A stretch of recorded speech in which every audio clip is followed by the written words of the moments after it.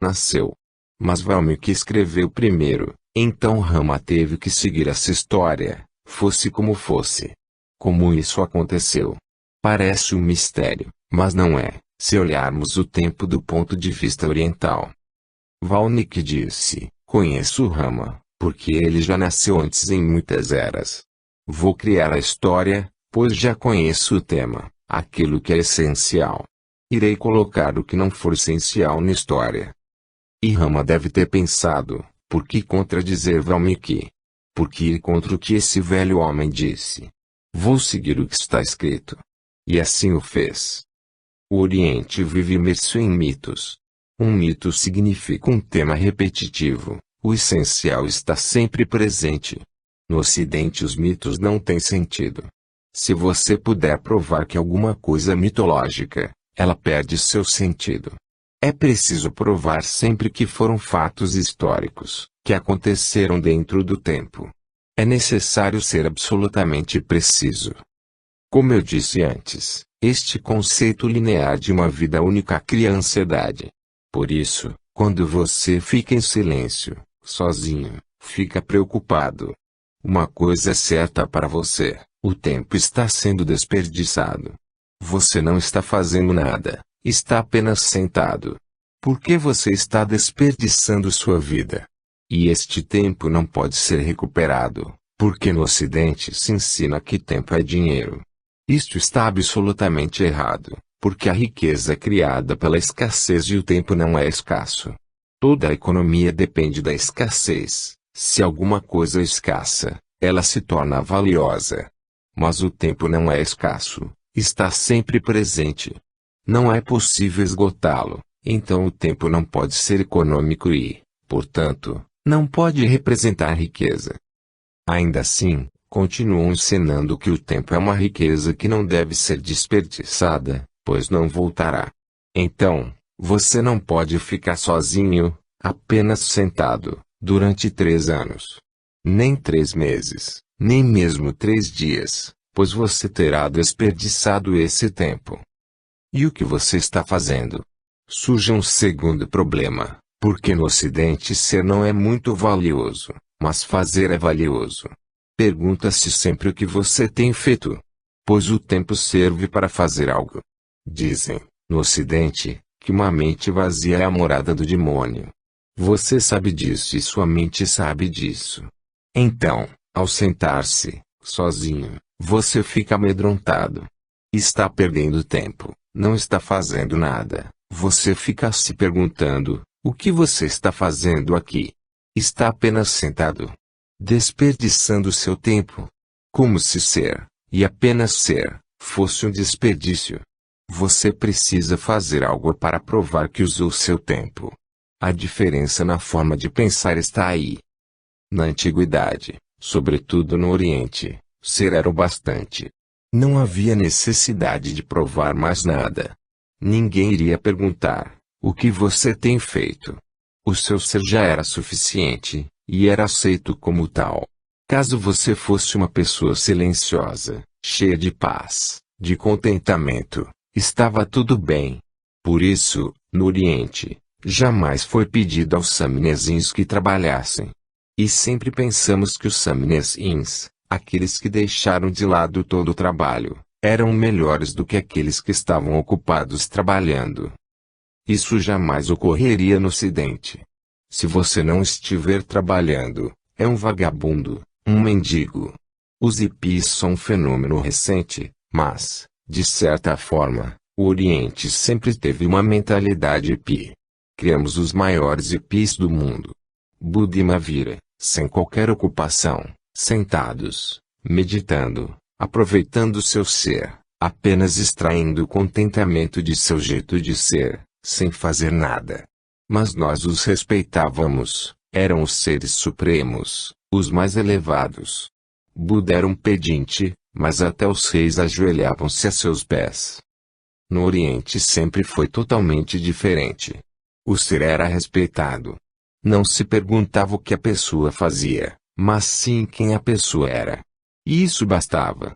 Se você tivesse descoberto a compaixão, se tivesse florescido, isso bastava.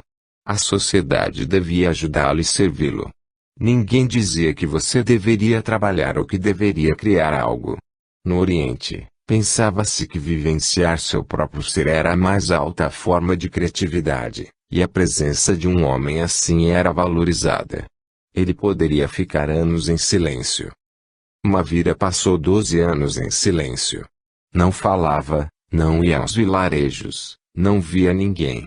E quando começou a falar, alguém perguntou a ele: por que você nunca falou nada antes? Ele respondeu: a fala se torna valiosa apenas quando você atingir o silêncio. Do contrário, é fútil. Não apenas fútil, mas também perigosa, pois você está jogando lixo na cabeça dos outros.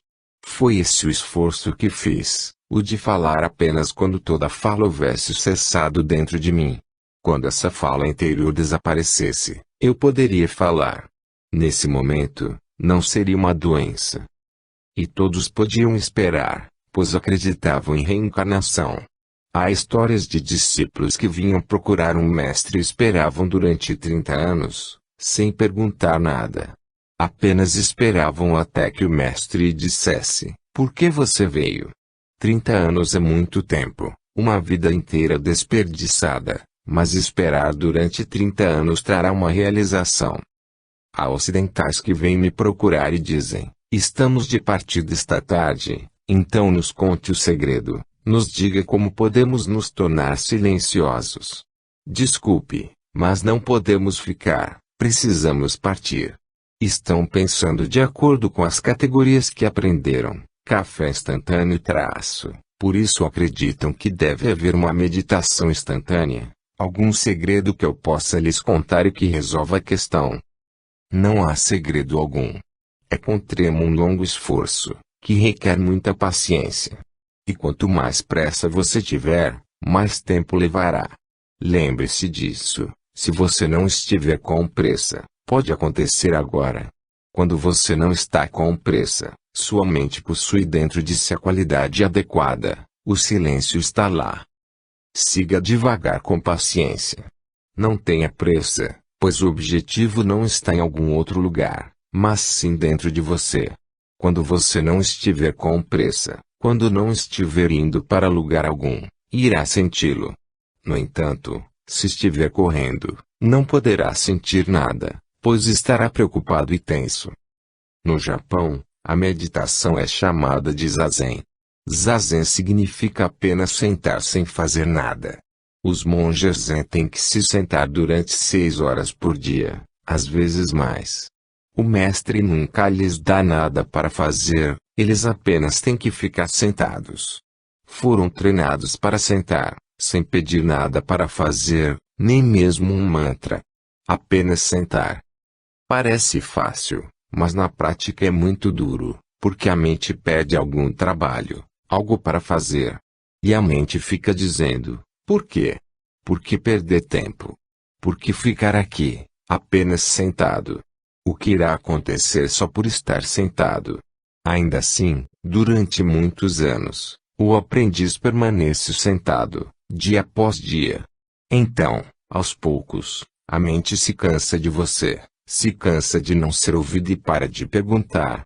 Quando isso acontece, aos poucos você descobre uma nova força de vida dentro de si que sempre esteve presente, mas você estava tão ocupado que não podia ouvi-la, não podia senti-la. Ao se livrar das ocupações, começou a senti-la. A mente sempre criou problemas e gerou solidão. Experimente ficar sozinho durante, no mínimo, 3 meses, mas decida, com antecedência, que, aconteça o que acontecer, você não ouvirá sua mente. Decida com antecedência que você está pronto a desperdiçar 3 meses, de forma que não seja necessário ficar pensando constantemente que você está perdendo tempo. Você irá simplesmente sentar e esperar. É possível, então, que ocorra um milagre. Em algum momento nesses 3 meses, um dia você tomará consciência de seu ser. Quando não há tarefas a executar, coisas a fazer, você pode perceber o ser, tornar-se consciente dele. Se há coisas demais sendo feitas, você apenas segue em frente, esquecendo o ser que está escondido por trás. A psicologia dos Budas. Sigmund Freud criou a psicanálise baseada na análise da mente. Ela está confinada apenas ao estudo da mente. A psicanálise não se distancia nem um milímetro da mente, ao contrário, ela se aprofunda cada vez mais dentro da mente, em suas camadas ocultas, no inconsciente, para descobrir como fazer para que a mente humana seja menos normal. O objetivo da psicanálise freudiana não é muito ambicioso. Seu objetivo é manter as pessoas dentro da normalidade. Mas ser somente normal não possui um sentido maior. Significa apenas que você é capaz de lidar com a rotina normal da vida. Ela não lhe traz qualquer significado, qualquer sentido. Também não lhe dá uma visão maior sobre a realidade das coisas. A psicanálise não o leva além do tempo, além da morte e é, quando muito, um mecanismo útil para aqueles que ficaram tão fora da normalidade que se tornaram incapazes de lidar com seu cotidiano. Serve para pessoas que não conseguem conviver com outras pessoas, que não trabalham, que se tornaram fragmentadas. A psicoterapia traz um sentimento de unidade, não digo integridade, note bem, apenas a sensação de unidade. Serve para amarrar os pedaços, mas estas pessoas permanecem fragmentadas. Nada se cristaliza, nenhuma alma nasce dentro delas. Não se tornam cheias de contentamento, apenas menos infelizes, menos deprimidas. A psicologia ajuda as pessoas a aceitar sua infelicidade, a aceitar que isto é tudo que a vida pode lhes dar, que não devem esperar mais. De certa forma, ela é perigosa para seu crescimento interior, porque esse só acontece quando existe um descontentamento divino. Só quando você está completamente insatisfeito com o estado em que estão as coisas é que você inicia sua busca e começa a se elevar. Só então você se esforça para sair do atoleiro. Jung penetrou ainda mais fundo no inconsciente. Ele chegou ao inconsciente coletivo, mas isso apenas nos leva mais fundo no atoleiro e não ajuda em nada. Já Sajoli foi na direção oposta. Ao perceber o fracasso da psicanálise, ele inventou o que chamou de psicossíntese. Está baseada na mesma ideia, só que dá ênfase à síntese e não à análise. A psicologia dos Budas não é análise nem síntese, mas transcendência, ou seja, ir além da mente. Não é um trabalho dentro da mente, mas um trabalho que o leva para fora dela. Este é exatamente o significado da palavra êxtase, sair de si. Quando você é capaz de deixar sua mente, quando se torna capaz de criar uma distância entre sua mente e seu ser, então você terá dado o primeiro passo na psicologia dos Budas. Um milagre acontece. Quando você sai da sua mente, todos os problemas dela desaparecem, porque a própria mente desaparece, ela perde o controle sobre você. A psicanálise é como podar os ramos de uma árvore, novos brotos crescerão, pois as raízes não foram cortadas.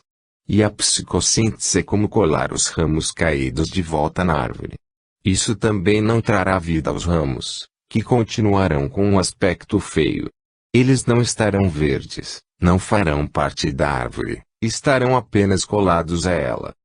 A psicologia dos Budas corta todas as raízes da árvore que cria as neuroses e psicoses e que gera o homem fragmentado, mecânico, robotizado. E o caminho é simples. A psicanálise demora muitos anos e, ainda assim, o homem permanece o mesmo. Ela apenas renova a estrutura antiga, remendando aqui e ali, aplicando uma mão de tinta para disfarçar. Mas continua sendo a mesma casa, nada foi radicalmente alterado. Ela não transformou a consciência do homem. A psicologia dos Budas não funciona dentro da mente. Ela não está interessada em analisar ou sintetizar, apenas ajuda você a sair de sua mente para que possa dar uma olhada pelo lado de fora. E este próprio olhar já é uma transformação. No momento em que você consegue olhar para sua mente como um objeto, você se distancia, perde sua identificação com ela. Une a distância criada e as raízes são cortadas. Porque as raízes são cortadas dessa maneira? Porque é você quem alimenta a mente. Se você está identificado, você alimenta a mente. Caso contrário, você interrompe essa alimentação. Ela cai morta por si só. Existe uma bela história que eu adoro contar. Diz a lenda que um dia, já em idade bastante avançada, Buda passava por uma floresta. Era um dia quente de verão e ele estava com muita sede. Então ele disse a Ananda, seu discípulo mor: você precisa voltar, passamos por um pequeno riacho 5 ou 6 quilômetros atrás.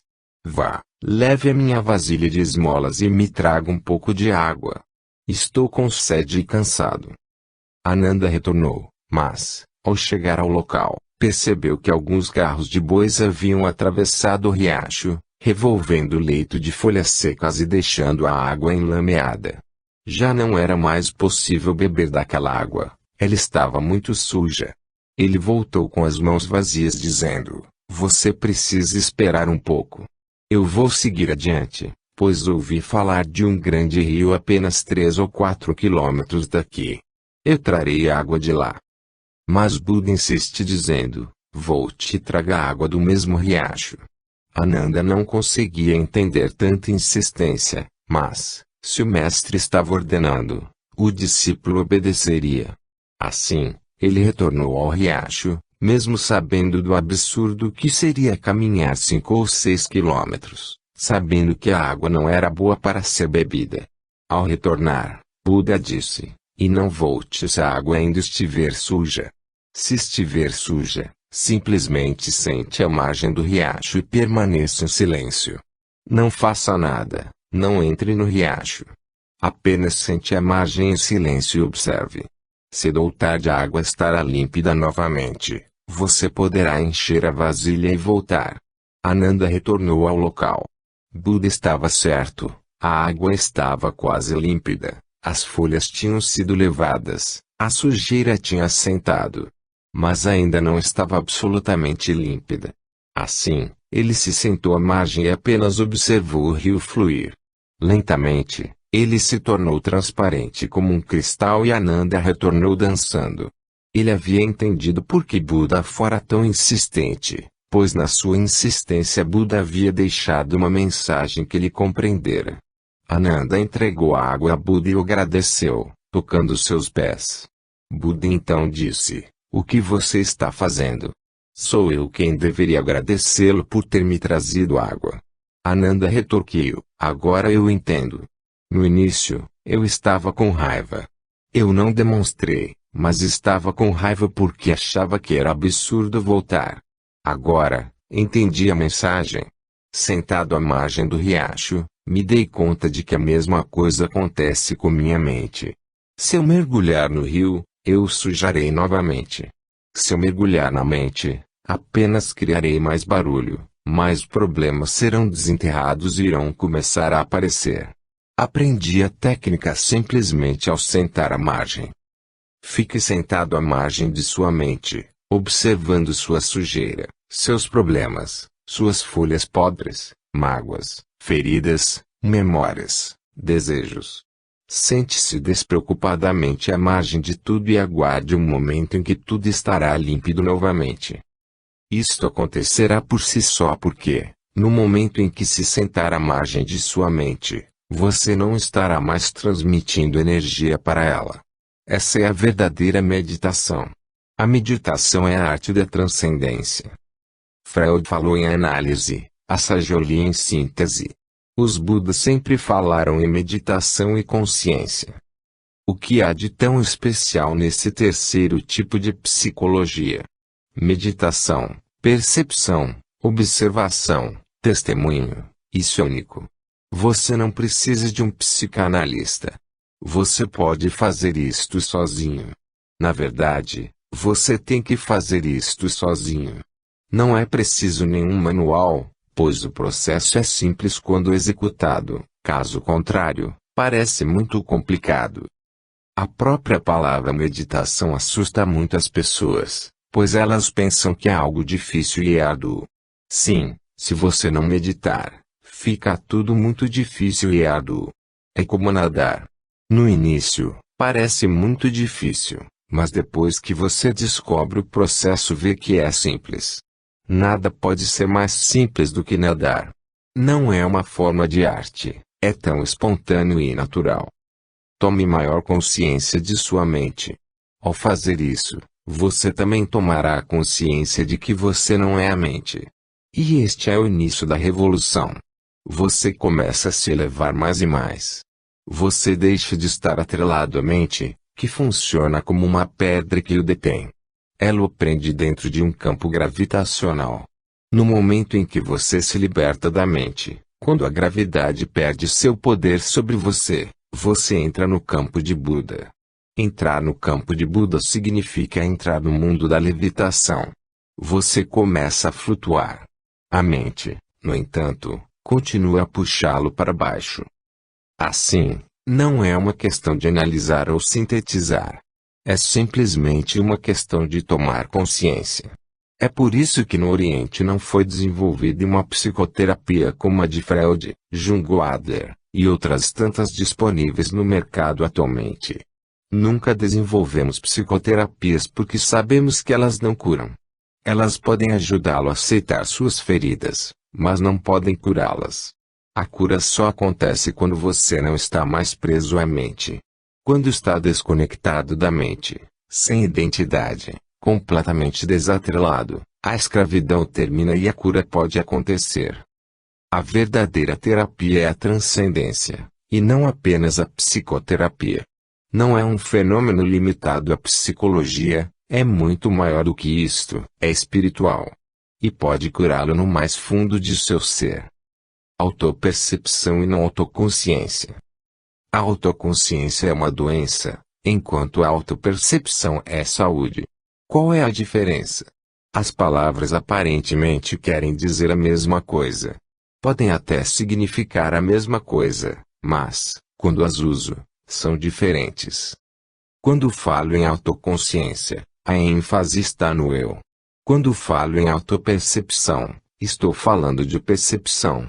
Se quiser, você pode usar a mesma palavra, autoconsciência, para as duas coisas. Se a ênfase for na consciência, será saudável. É uma diferença muito sutil, mas muito importante. A autoconsciência é uma doença porque ela significa que você está permanentemente consciente do seu eu. Você fica pensando, como as pessoas estão se sentindo a meu respeito? Como estão me julgando? Qual será a opinião delas? Será que gostam de mim ou não? Será que me aceitam ou me rejeitam? Será que me amam ou me odeiam? Você está sempre concentrado no mim, no eu. O centro é sempre o ego. Isso é uma doença. O ego é a pior doença que existe. Contudo, se você mudar o foco, se deslocar a ênfase do ego para a consciência, não se preocupará se as pessoas o aceitam ou rejeitam. Nesse caso, a opinião delas não importa. Tudo o que você quer é estar alerta em todas as situações.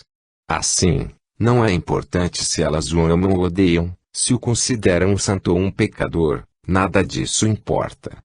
O que dizem ou pensam de você não lhe diz respeito, é problema delas, elas devem decidir por conta própria. Você só tenta estar alerta em todas as ocasiões. Talvez alguém se aproxime e se curve diante de você, dizendo que você é um santo. Você não deve se preocupar com o que essa pessoa diz ou no que ela acredita. Deve apenas permanecer alerta para que essa pessoa não o arraste de volta à não percepção. Só isto.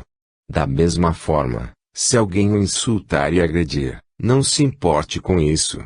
Apenas tente ficar alerta e você permanecerá intocado. Esta pessoa não pode arrastá-lo para lugar algum. Agindo assim, você será sempre o mesmo, ao ser elogiado ou condenado, no sucesso ou no fracasso. Através de seu estado de percepção, você atinge uma tranquilidade que não pode ser perturbada de forma alguma. Você se liberta das opiniões das pessoas. Essa é a diferença entre um religioso e um político. O político está sempre consciente do eu, sempre preocupado com a opinião alheia. Ele depende dos votos e da opinião alheia. Os outros são seus mestres e também aqueles que decidem por ele. Já uma pessoa religiosa domina seu próprio ego, ninguém pode tomar decisões por ela, que não depende de votos nem opiniões. Se você for até ela, tudo bem. Se você não for, tudo estará bem da mesma forma. Não há problema algum, ele continua sendo o mesmo ser. Agora gostaria de dizer algo que parece paradoxal, mas, apesar disso, é a mais pura verdade. As pessoas que são autoconscientes, com ênfase no ego, não possuem ego. É por isso que são tão autoconscientes, porque têm medo de que alguém possa arrancar seu ego. Essas pessoas não são senhoras de si, pois seu ego foi tomado emprestado de outras pessoas. Pensando dessa forma, se alguém lhe sorri, seu ego é acariciado. Se alguém as ofende, algo terá sido subtraído e sua estrutura ficará abalada. Se alguém está com raiva, elas ficam com medo. Se todo mundo ficar com raiva ao mesmo tempo, para onde elas irão? Quem serão elas? Sua identidade estará quebrada. Se todo mundo sorrir e disser, você é ótimo, então elas serão ótimas. A pessoa que é religiosa e autoconsciente, com ênfase na consciência, possui um ego autêntico. Você não pode tirar esse ego dela, não pode dar-lhe ela o atingiu por si mesma. Se o mundo inteiro ficar contra ela, seu ego lhe fará companhia. Se o mundo todo a seguir, seu ego não será inflado. Ela possui uma realidade autêntica, um centro. Uma pessoa política não possui um centro, tenta criar um falso. Ela pega algo emprestado de você, um pouco de outra pessoa, é assim que funciona a sua vida. Uma falsa identidade, uma colagem da opinião de várias pessoas, essa é sua identidade. Se o povo se esquecer dela, estará perdida, no meio do nada. Na verdade, será um ninguém. Por exemplo, se uma pessoa se tornar presidente, subitamente ela será alguém. Quando deixar de ser presidente, será um ninguém. Todos os jornais o esquecerão. Será lembrado apenas no dia de sua morte e, mesmo assim, haverá apenas umas poucas linhas no obituário. Será lembrado apenas como um ex-presidente, o antigo ocupante de um cargo qualquer, não como um ser humano. O que aconteceu? Um homem desapareceu, apenas isso. Enquanto você ocupa um cargo, você está na primeira página de todos os jornais e revistas. Não é você que importa, mas o seu cargo. Assim, todos os que são pobres por dentro estão sempre em busca de uma posição, dos votos das pessoas, de opiniões. É assim que procuram desenvolver uma alma, obviamente, uma falsa alma. Os psicólogos conseguiram chegar ao cerne do problema. Eles dizem que quem tenta ser superior sofre de um complexo de inferioridade, e que as pessoas que são realmente superiores não dão a mínima para isso. São tão superiores que nem sequer percebem que o são. Apenas uma pessoa inferior pode estar consciente de sua superioridade, e é facilmente ofendida nesse ponto. Basta você insinuar que ela não é tão maravilhosa quanto pensa para deixá-la com raiva. Apenas uma pessoa superior pode ficar para trás, ser a última da fila. Todos os que se sentem inferiores estão tentando chegar ao primeiro lugar, porque pensam que, se forem os últimos, não serão alguém. Eles têm necessidade de estar na frente, de viver na capital. Precisam ter muito dinheiro e morar em mansões, precisam ser isto ou aquilo. As pessoas que se sentem inferiores sempre tentam provar sua superioridade através de seus bens materiais. Resumindo, as pessoas que não têm um ser tentam se tornar um ser através das coisas, cargos, nomes ou fama. Li em um livro sobre Lenin que um dia alguém o convidou a ouvir as sinfonias de Beethoven. Ele recusou enfaticamente. Na verdade, foi até mesmo um pouco agressivo em sua resposta. O homem que o convidara ficou incrédulo e quis saber o motivo. Por quê? As sinfonias de Beethoven estão entre as maiores criações do homem. Lenin respondeu, talvez, mas toda boa música é contrária a revoluções porque propicia um contentamento muito profundo e, desta forma, a música pacifica as pessoas. Portanto, sou contra todo e qualquer tipo de música. Se boa música se espalhasse pelo mundo, as revoluções desapareceriam. A lógica é relevante. O que Lenin está dizendo é verdade para todos os políticos. Eles não gostariam que a boa música se difundisse no mundo, não querem grande poesia, nem grandes meditadores, não querem pessoas em êxtase nem euforia, porque, se isso tudo ocorresse, qual seria o destino das revoluções e das guerras? O que aconteceria com todas as bobagens que acontecem no mundo? As pessoas precisam permanecer sempre em estado febril, pois só assim podem ajudar os políticos. Se o povo estiver satisfeito, contente, feliz, quem se importará com o governo? As pessoas o esqueceriam completamente.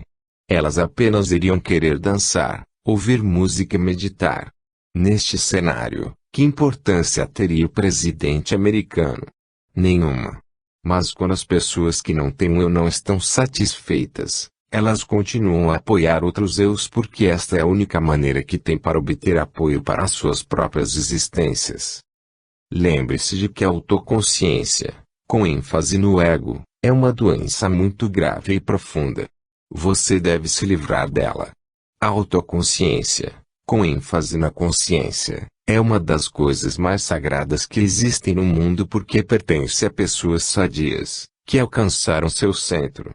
Elas são conscientes. Não são pessoas vazias, mas realizadas. Meditações ativas para o homem moderno. As meditações ativas ou dinâmicas, que têm como princípio a catarse, permitem que todo o seu caos interior seja eliminado. Aí está a beleza dessas técnicas. Mesmo que você não consiga se sentar e permanecer em silêncio, você com certeza pode executar as meditações dinâmicas ou caóticas facilmente. Uma vez removido o caos, surgirá um silêncio em você. Então você será capaz de se sentar em silêncio. Se executadas correta e continuamente, as técnicas de meditação catártica dissiparão todo o seu caos interior. Não é necessário que você passe por um estágio de loucura em sua jornada, como muitas pessoas já tiveram que fazer no passado. É por isto que as minhas técnicas são tão interessantes. A loucura também já está sendo colocada para fora, isso já faz parte da técnica.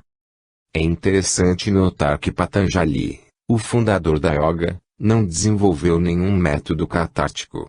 Ao que parece, não eram necessários na sua época. As pessoas eram naturalmente mais silenciosas, pacíficas, primitivas. A mente ainda não funcionava tanto. As pessoas dormiam bem e viviam como os animais. Elas não eram tão pensativas, lógicas e racionais. Estavam mais centradas no coração, como acontece com os povos primitivos ainda hoje. Além disso, a vida funcionava de uma forma tal que produzia muitas catarses automaticamente. Pense em um lenhador, por exemplo. Ele não precisava de catarse porque, ao cortar a lenha, todos os seus instintos assassinos eram eliminados. Cortar lenha é como assassinar uma árvore. Um pedreiro não precisava fazer meditação catártica, ele a fazia o dia inteiro. Mas as coisas mudaram para o homem moderno. Hoje nós vivemos em tamanho conforto que não existe a possibilidade de realizarmos qualquer catarse em nossas vidas, exceto, é claro, se você dirigir como um louco. Nota do editor: ao longo de sua vida, Osho desenvolveu diversas técnicas de meditação ativa especialmente para o homem moderno. Muitas envolvem um período de intensa atividade física e catarse, seguido por um período de observação silenciosa e celebração. Todas essas meditações são acompanhadas com música para ajudar a guiar o meditador através dos diferentes estágios. Este livro contém uma das técnicas mais passivas e femininas, a meditação Nada Brahma, Nos capítulos seguintes, outras técnicas mais ativas incluem a meditação dinâmica, a meditação Kundalini e a Anataraji. É possível que você já tenha observado que, ao dirigir quando está com raiva, você vai mais rápido do que de costume, continua a pisar no acelerador e simplesmente se esquece de que existem freios. Quando está irritado e com muito ódio, o carro se transforma em um meio de expressão. Tirando isso, você vive muito confortavelmente, faz menos exercícios físicos a cada dia que passa e vive mais e mais dentro de sua mente. Aqueles que têm conhecimento sobre os centros mais profundos do cérebro costumam dizer que os trabalhadores braçais são pessoas menos ansiosas e tensas, que dormem melhor. Isto pode ser explicado porque as mãos estão conectadas com a parte mais profunda do cérebro. Quando você trabalha com as mãos, a energia está fluindo da cabeça para as mãos e sendo liberada. As pessoas que trabalham com as mãos não precisam de uma catarse. Mas aquelas que realizam trabalhos essencialmente mentais precisam de muita catarse porque acumulam energia demais e não possuem uma saída ou abertura por onde ela possa ser liberada do corpo. Essa energia permanece dentro da mente o tempo todo, enlouquecendo-a. Contudo, em nossa cultura e sociedade, no escritório, na fábrica, no mercado aqueles que trabalham com a mente são conhecidos como os cabeças. São os chefes, gerentes, diretores, presidentes. Já os que trabalham com as mãos são a mão de obra, há um significado pejorativo associado ao trabalho manual. Antigamente, não havia necessidade de catarse, porque a própria vida já era uma catarse. Hoje, porém, não é mais assim. Por isso inventei os métodos catárticos. Somente após executá-los você será capaz de sentar-se em silêncio, mas não antes. Eu também tenho insistido na ideia de celebrações como parte de suas meditações. Neste mundo onde a consciência reina, nada é mais útil do que celebrar. Celebrar é regar unir a planta. Preocupar-se é o oposto, é cortar raízes. Meu conselho é ser feliz, dançar com seu silêncio. O momento está aí. Aproveite-o. Por que pedir mais? Amanhã será um novo dia, mas este momento é o bastante. Então, por que não vivê-lo? É celebrá-lo, dividi-lo com outros, aproveitá-lo. Deixe-o transformar-se em uma canção, uma dança, um poema. Permita que seu silêncio seja criativo, faça algo com ele. Milhões de coisas se tornam possíveis. Porque nada é mais criativo do que o silêncio. Não é preciso ser um grande mestre da pintura, um Picasso. Não é necessário ser um grande líder ou um grande poeta. Estas ambições de grandeza pertencem à mente e não ao silêncio. Mesmo que o resultado seja insignificante, pinte, escreva um poema, cante, dance um pouco, enfim, celebre e você verá que o momento seguinte trará mais silêncio. Quanto mais celebrar, mais receberá em troca.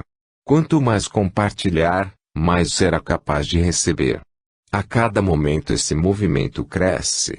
Se o momento seguinte nasce sempre do atual, então por que se preocupar com isso? Se o momento atual é um silêncio, como o momento seguinte poderia ser caótico? De onde o caos virá? O momento seguinte nascerá do momento atual. Se estiver feliz neste momento, como poderei estar infeliz no seguinte?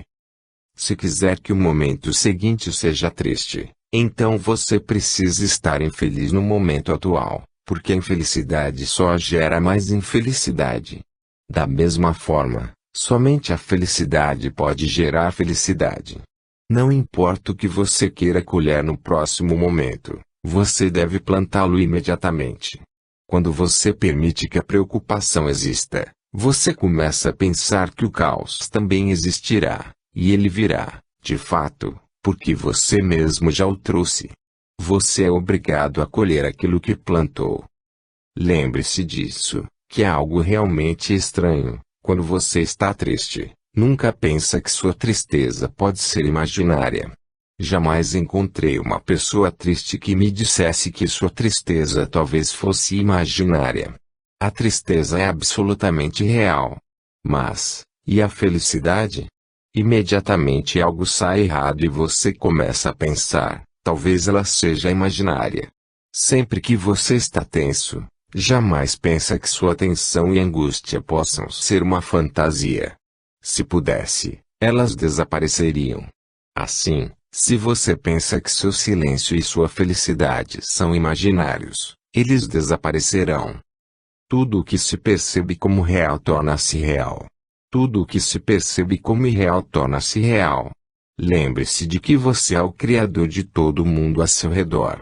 É tão raro atingir um momento de felicidade total, não desperdice esse momento com pensamentos. Mas, se você não fizer nada, poderá ficar preocupado. Se não dançar, cantar, nem compartilhar, a possibilidade da preocupação estará sempre lá. A própria energia que poderia ser canalizada para algo criativo irá gerar essa preocupação. E isso criará novas tensões dentro de você. A energia tem que ser criativa. Se você não usá-la para a felicidade, a mesma energia será usada para gerar infelicidade. E como você tem hábitos tão arraigados para infelicidade, o fluxo da energia provavelmente já se tornou bastante frouxo dentro de você. Para criar felicidade você precisa fazer muito esforço. Assim, você terá que estar constantemente consciente e, sempre que houver um belo momento, deixe-o agarrá-lo, possuí-lo e aproveite-o em sua totalidade. Se fizer isto, será impossível que o momento seguinte seja diferente. Por que seria diferente? De onde viria? O tempo é criado dentro de você. Seu tempo não é o mesmo que o meu. Existem tantos tempos paralelos quanto existem mentes. Não existe um tempo único. Se houvesse, haveria dificuldades. Se assim fosse, não seria possível que alguém, nesta mísera raça humana, se tornasse o Buda, porque pertenceríamos todos ao mesmo tempo. Não, o tempo não é o mesmo para todos. Meu tempo vem de dentro de mim, em minha criatividade. Se este momento é belo e se o próximo nasce ainda mais belo, este é o meu tempo. Se este momento é triste para você, então um momento ainda mais triste nascerá dentro de você, este é o seu tempo. Há milhões de linhas de tempo paralelas. Mas há pouquíssimas pessoas que existem fora do tempo, aquelas que atingiram a não-mente. Essas pessoas não têm tempo porque não pensam a respeito do passado. O passado já foi e somente os tolos pensam nele. Quando algo se foi, passou, já não é mais. Há um mantra budista que diz Gati, Gati, Paragati, Swa, o que quer dizer passado, passado, totalmente passado, deixe-o queimar. O passado é passado, o futuro ainda não chegou. Por que então se preocupar a respeito? Quando o momento chegar, você estará ali para encontrá-lo. Não há motivo para ansiedade. Só o momento atual importa, puro, intenso, cheio de energia. Viva este momento. Se ele for feito de silêncio, seja grato. Se for de pura felicidade e contentamento, dê graças a Deus e tenha fé. Se tiver fé, ele crescerá. Se for descrente, você já o terá envenenado. Meditação Nada Brahma. A meditação Nada Brahma é uma meditação baseada em mantras, e os mantras são um dos caminhos com maior potencial para quem deseja meditar. Essa meditação é muito simples, porém eficaz. Quando a meditação é executada da maneira correta, todo o seu cérebro começa a vibrar fortemente, assim como seu corpo. E quando seu corpo vibra enquanto sua mente canta, ambos entram em sintonia. Surge então uma harmonia, em geral ausente, entre os dois. Sua mente e seu corpo normalmente trilham caminhos separados. O corpo continua com seus afazeres, o cérebro permanece pensando. O corpo caminha, enquanto a mente trilha caminhos além das estrelas. Eles nunca se encontram, e isso cria uma cisão. Essa esquizofrenia básica surge porque o corpo e a mente seguem rumos diferentes. E você é o terceiro elemento, dividido entre os dois. Uma metade é puxada pelo corpo, a outra pela mente. O resultado disso é uma grande angústia, a sensação de ser rasgado ao meio. Quando você medita com um mantra, seja Nada Brahma ou qualquer outra forma de cântico, o som daquilo que você canta ressoa dentro de você e o corpo começa a responder. Pode ser qualquer som, até mesmo abracadabra. Em algum momento o corpo e a mente estarão indo juntos na mesma direção, pela primeira vez. E, quando o corpo e mente estão juntos, você está livre de ambos e não se sente dividido. É então que o terceiro elemento, aquilo que você é de fato, quer você o chame de alma, espírito, Atma ou outra coisa qualquer, se sente em paz porque não está sendo puxado em direções opostas. O corpo e a mente estão tão envolvidos em cantar que o espírito pode separar-se deles muito facilmente, sem ser observado, e pode tornar-se uma testemunha. Pode olhar de fora e ver o jogo que está em andamento. O ritmo do mantra é tão belo que nem a mente nem o corpo se dão conta de que o espírito foi embora, discretamente. Eles não costumam permitir isso facilmente. Quando estiver praticando a meditação Nada Brahma, lembre-se disso, deixe que o corpo e a mente fiquem absolutamente juntos. Você, contudo, tem que se tornar um observador. Saia de ambos, gentilmente, lentamente, pela porta dos fundos, sem brigas, sem esforço. Este é o sentido da palavra êxtase, sair de si. Saia de si mesmo e observe. Você encontrará um estado cheio de paz, cheio de silêncio, contentamento, uma bênção. Isto é tudo que há por trás dos cânticos, é o motivo pelo qual eles prevaleceram ao longo dos séculos.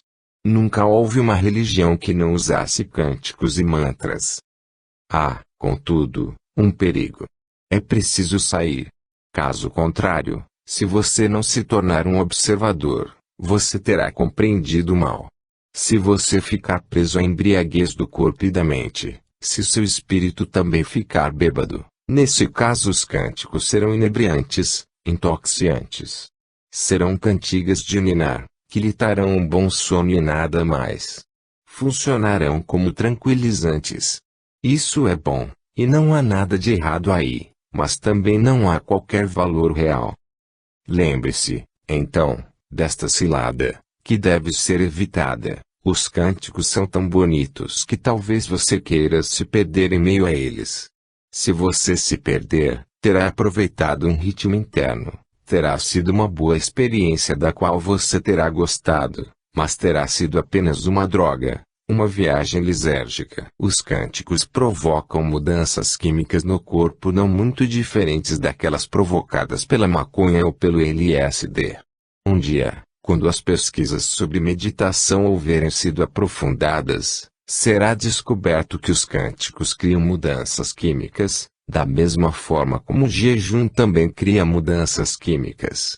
Depois do 7º ou 8º dia de jejum, a pessoa se sente enormemente alegre, flutuando, muito feliz sem motivo algum, como se um peso houvesse sido removido.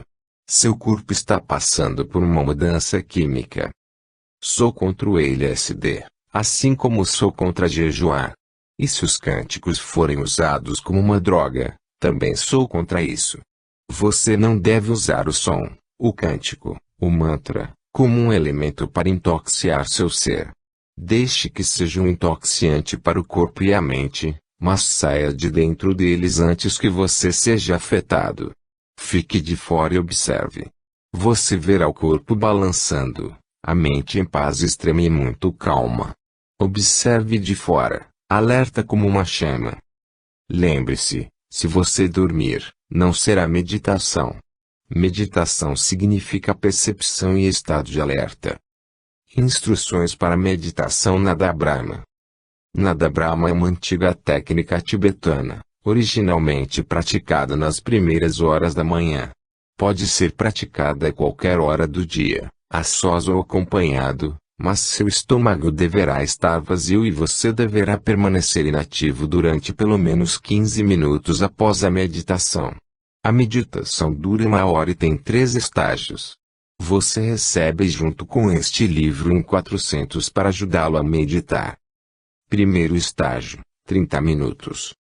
Sente-se em uma posição relaxada, com seus olhos e seus lábios cerrados.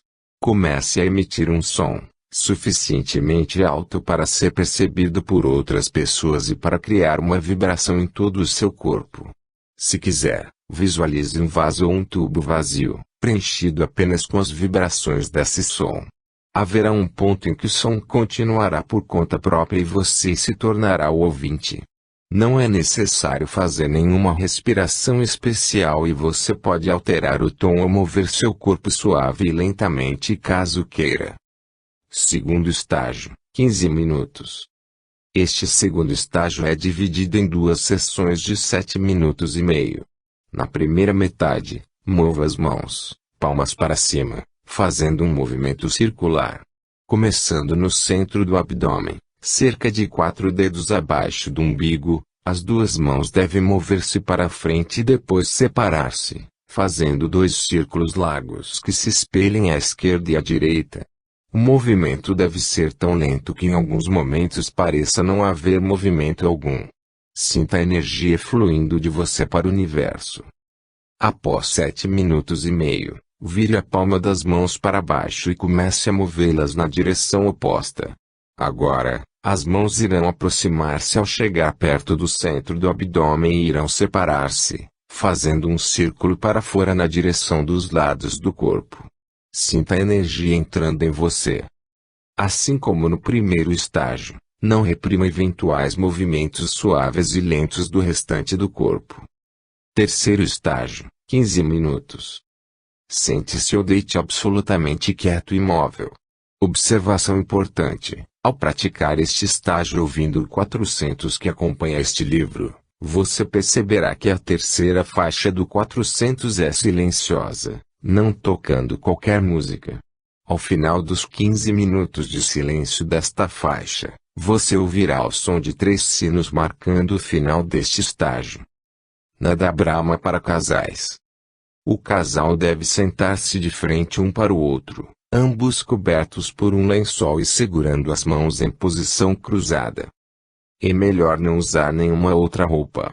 Ilumine o quarto apenas com 4 pequenas velas e queime um incenso que deverá ser destinado exclusivamente a essa meditação. Fechem seus olhos e, juntos, imitam um som durante 30 minutos. Após algum tempo, vocês poderão sentir as energias se encontrarem, se juntarem e se unirem. Fim.